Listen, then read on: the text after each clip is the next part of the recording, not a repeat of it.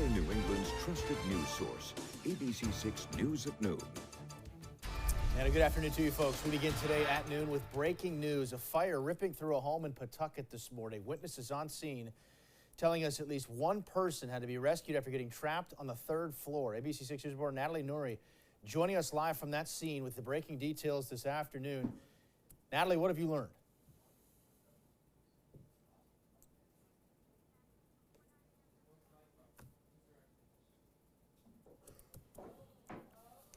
Just before 9 a.m., a call came in about a house fire here on Balsam Ave in Pawtucket. And as you can see behind me, crews are still on scene, but they have managed to finally get this fire under control. Someone driving by was the first person on scene this morning, and when she pulled up, she saw people coming out of the third floor on the fire escape.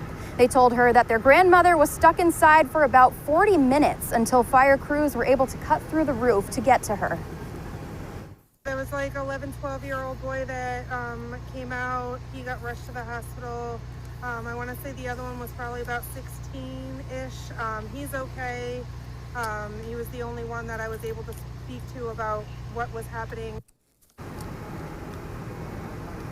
And he told her the family was sleeping at the time of the fire, but according to witnesses, the younger boy and grandmother have been transported to the hospital at this time, and the Red Cross is here assisting the family as well. They also say that they believe that the fire may have started on the second floor corner where you can see most of the damage behind me, but Pawtucket police told me that there will be a press release coming out this afternoon, and that will have more information. For now, reporting live in Pawtucket, Natalie Nouri, ABC6 News.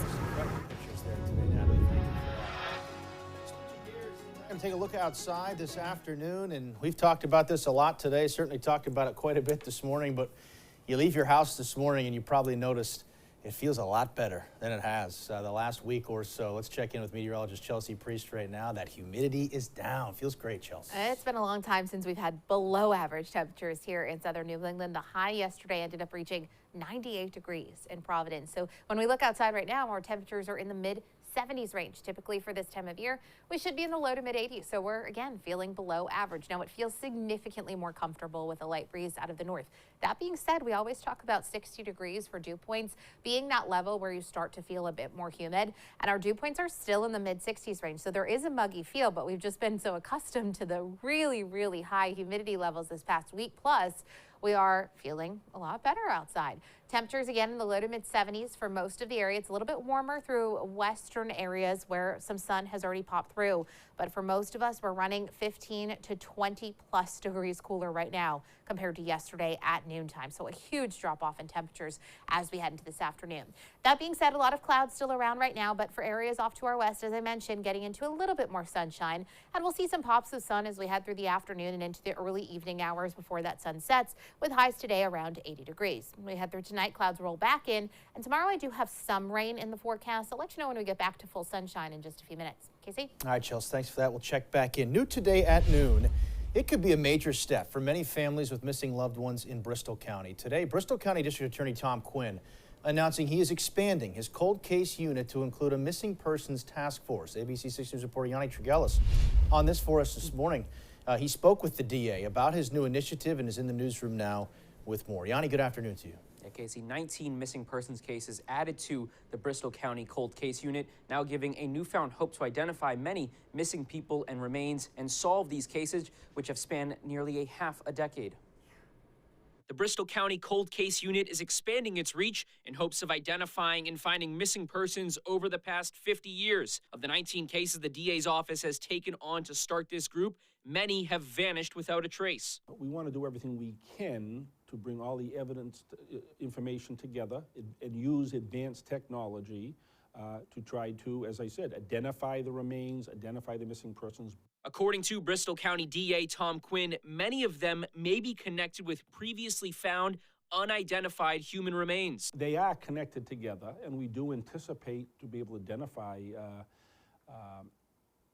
human remains in the future. And now, with the use of the latest advancements in forensic technology and working with agencies like the FBI and Massachusetts State Police, the Missing Persons Task Force will hope to make connections on these cases. Much like a recent cold case conviction last year of Ivan Keith, who raped at least 4 women during the 1990s, found after signing up for an online familial DNA website before being connected to a family member. Obtain information about these cases through the public, but also to try to identify the people through a DNA sample or evidence from the missing person. Many of these cases unsolved for decades, now with a new hope thanks to these improved technologies and a chance for many families to finally get some closure. The family having some consolation, and then potentially, if it's a criminal matter, leading hopefully to be able to investigate it and determine what happened. And if you have a family member or loved one, you are asked to contact the DA's office to join this program. In the newsroom, Yanni Trigelis, ABC6 News. All right, Yanni, thank you for that. The West Nile virus, meantime, detected in mosquito samples from Attleboro. The city health department saying one pool of mosquitoes also tested positive last year, but this is the first in 2022. People over the age of 50 are considered higher risk if they get West Nile virus. City officials say you should drain standing water, be aware of peak mosquito hours, and wear bug spray to help prevent bites. 3 people were stabbed at a hotel in Braintree, Mass. late last night. This happened at the Residence Inn on Forbes Road. It's right on the corner from South Shore Plaza. Hotel workers telling our sister station WCVB that victims came into the hotel lobby covered in blood. One of the victims is in critical condition.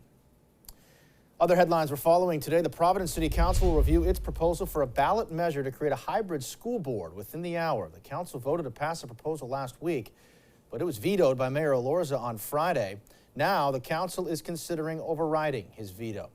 The proposed hybrid school board would be composed of 5 elected members and 5 appointed members. Currently, all members are selected by the mayor. Police chased a person accused of showing a gun near Bally's Twin River Casino last night. Rhode Island State Police telling ABC6 that suspect fled after local police got a 911 call reporting there was a subject with a gun outside of Bally's. Police say the suspect is believed to have shown that gun at a party and then ended up outside the casino. It's about a 5-minute police chase just after 11 o'clock last night. No arrests have been made yet. That investigation continues today.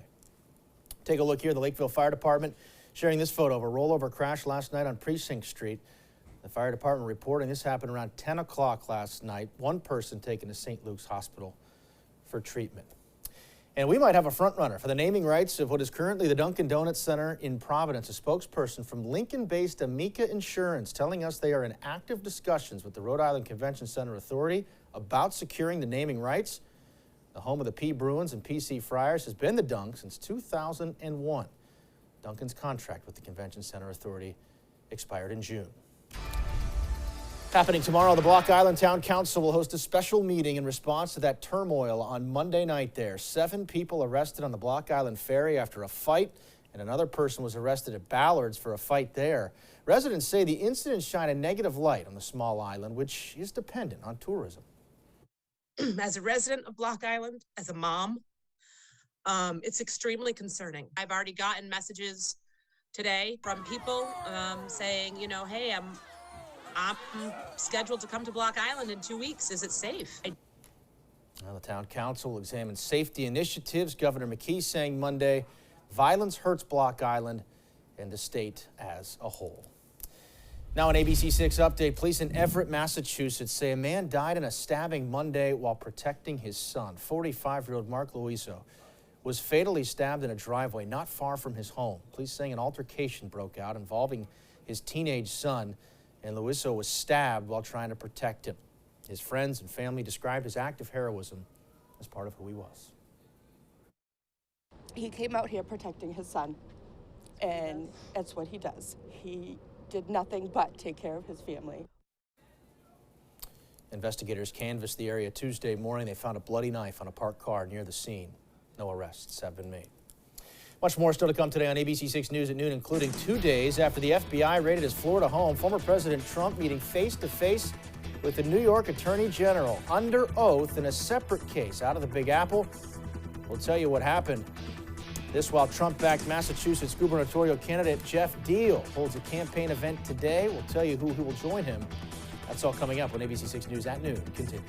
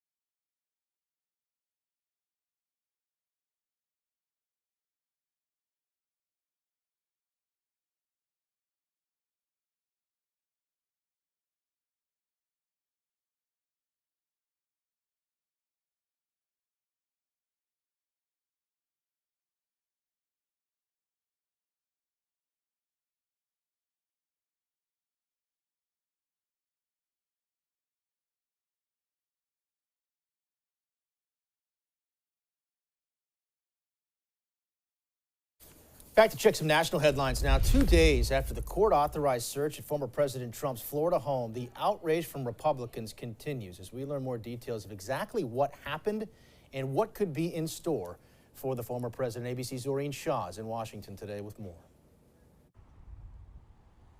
A growing number of Republicans now speaking out over the FBI raid at former President Donald Trump's Florida home, making baseless allegations attacking the FBI and Justice Department.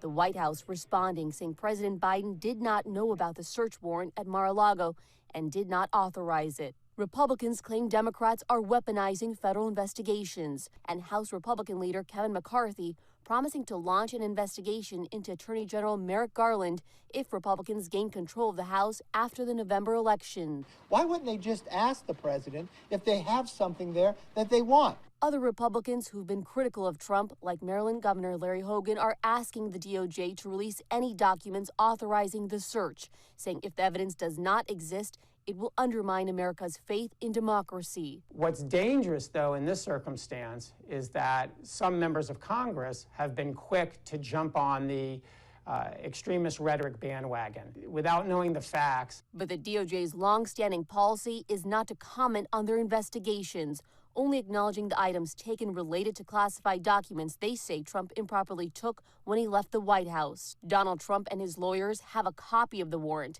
and if they choose to do so, could share those contents, which would provide an inventory of what documents were taken from Trump's home without necessarily revealing all the investigative details.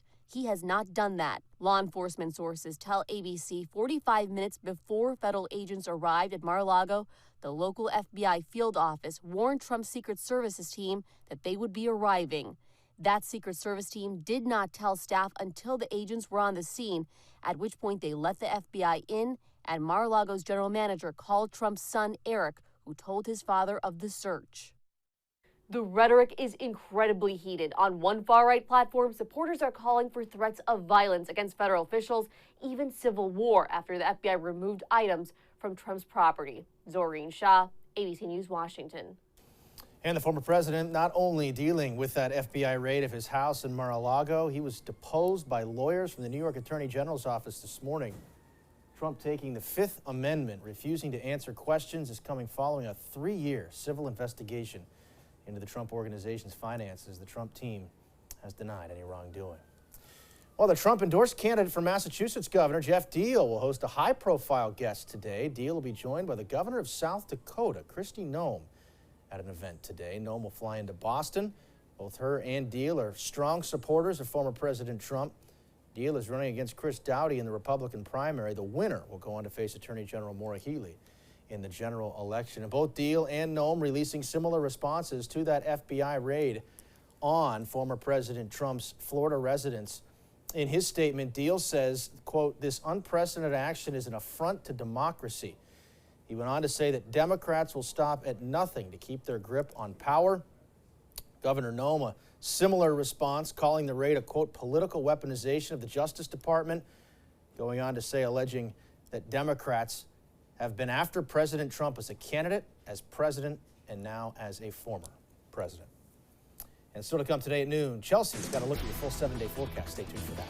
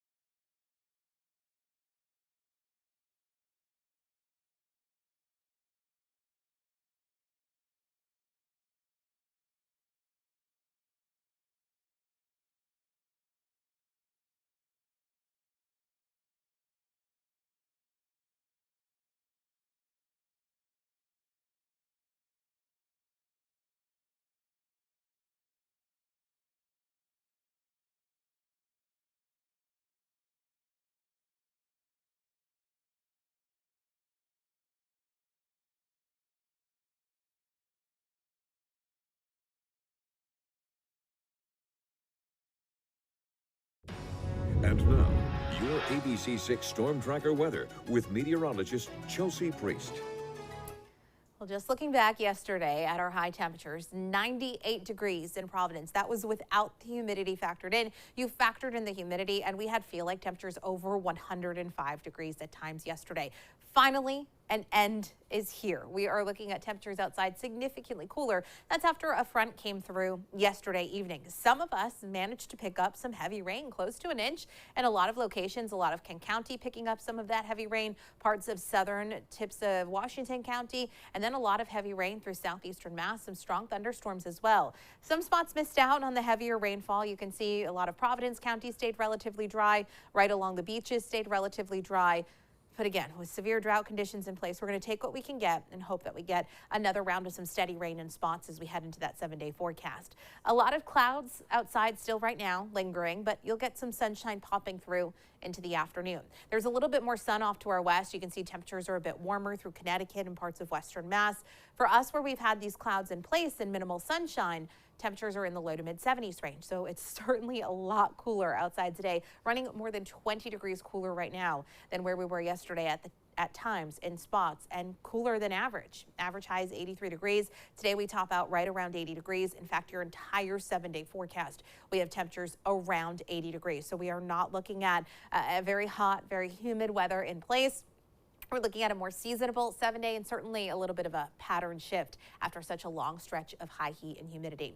After that line of rain and thunderstorms came through, the wind has shifted. The breeze now coming in from the north to the northeast, only around 5 miles per hour. It's not even that breezy outside, and it has allowed these dew points to drop off. Now, that being said, dew points are still in the mid to upper 60s range. That's still some muggy air. We've just become accustomed to the really high dew points in that 70s range. So we're feeling a lot better outside today, but still a bit muggy, that's for sure. And that's going to continue for today and for tomorrow. It'll be tomorrow night and into Friday that the dew points start to drop, and we have some very comfortable air in place for Friday afternoon, for Saturday into Sunday, before you start to see those dew points climbing late Sunday and into Monday. And that comes with a chance of rain as we head into the early part of next week. Had a few sprinkles still lingering this morning. A lot of clouds in place right now, but you can see those clouds breaking up a bit just off to our west, and we'll be looking at clearing conditions for a brief period into the afternoon before another system makes its way towards us, with moisture building in for tomorrow morning, especially as we go through things hour by hour. Pops of sunshine coming through for the afternoon. Temps today around 80 degrees. Clouds increase overnight, and by early tomorrow morning, some scattered showers in the forecast. It looks like there's the potential for some heavy rain and even a few rumbles of thunder, mainly along our coastline as we head through tomorrow. That rain starts to push offshore, and then into the afternoon hours, late afternoon and evening tomorrow will start to clear out and humidity levels start to drop. Besides a little cloud coverage early Friday, we get into full sunshine. Should be a really nice day. Activity in the tropics still very, very quiet, but there is an area that the National Hurricane Center is watching. There's a low chance of development in the next 5 days, but you can see that area continuing to push westward, and we'll continue to track that over the course of the coming week. Less humid today, but still muggy. Temps around 81 degrees. Mix of sun and clouds. Out on the water, our high tide was close to 7 o'clock this morning. Low tide happening right about now. Next high tide about 6 hours from now. Breeze out of the northeast, 5 to 10 knots. Tonight will be mostly cloudy with some rain by early tomorrow morning. Still muggy outside with some patchy fog. And tomorrow, some scattered rain, especially in the first half of the day. Temperatures around 80 degrees. You're looking at sunshine taking over for Friday. We start the day a bit muggy, but we become very comfortable by the afternoon, and we stay comfortable through the weekend. It looks like next week, our next chance of rain coming in, and those temperatures, again, quite a change looking at this 7-day compared to the 7-day we were looking at a week ago. You said it felt like 105 yesterday. At noontime, we had 106 was the heat index in Providence. It was brutal unbearable yesterday. I know. But just as much today feels great. It's wild, actually, stepping outside today. Like I said, it's still pretty muggy out there, all things considered. I mean, it's all relative. Yeah. We got so used to the extreme humidity that outside today, while it's still technically muggy, it feels so much better. We'll take it for as little or as long as we can have. That's for sure, Chelsea. Thank you for that. Still to come this afternoon, the new method providers are using to inject the monkeypox vaccine, and why some health experts believe demand for doses will continue to outstrip supply despite the new methods. Stay with us.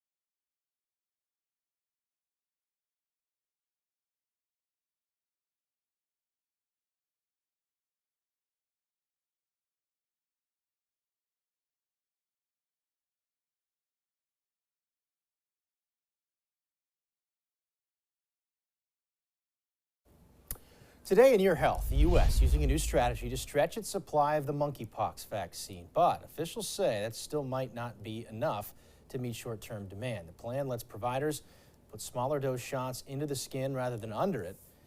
It allows each original dose size to vaccinate up to 5 people. The U.S. has more than 9,000 cases on record. We're back with more after this.